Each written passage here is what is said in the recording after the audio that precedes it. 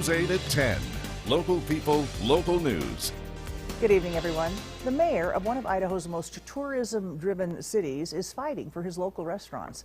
Mayor Hiram Johnson of Driggs is trying to get lawmakers to pass a bill that would allow all resort city food establishments to sell hard liquor. Chelsea Brensel in Driggs today digging a little deeper for us. So right now all of them can serve beer and wine, but not other alcohol. Why is that? Well, Carol, it dates back to the Prohibition. Century-old liquor laws keep the majority of them from selling hard liquor because of the population. The mayor and others who own restaurants say the bill needs to pass in order to keep up with the times and to be fair. The Teton Mountains, a range full of some of the best ski slopes in America.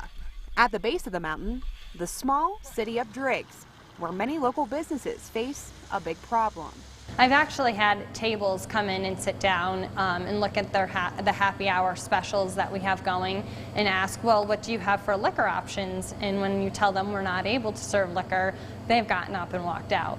In Driggs, only 2 restaurants can serve liquor, which makes it difficult for dozens of other places to keep seats full. The off-season in a resort town like this, when you have a customer walk through the door, the last thing you want to do is send them away or send them away disappointed. This is a big issue for Driggs. In order to get a drink with their meal, they're forced to travel out of the city. Mayor Johnson says there are more exception licenses in Teton County and a few miles down the road in Wyoming.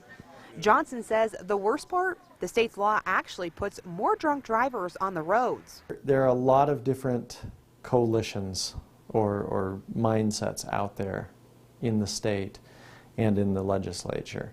There are those who just oppose liquor, alcohol in any form, and there's a fair number of them who believe that because they choose not to drink, that nobody should drink.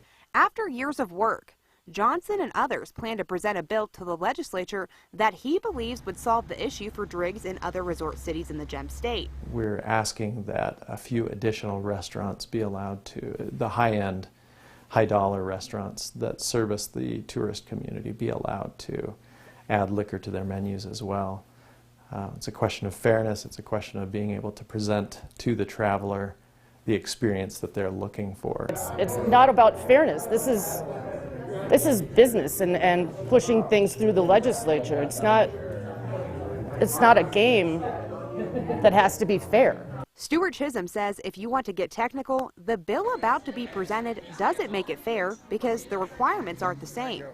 There's a maximum of 3 drinks, and you have to choose the right menu items in order to get it. So if somebody doesn't want the right thing and they just want a salad and they can't get a drink, that's a very strange thing to have to explain to your table.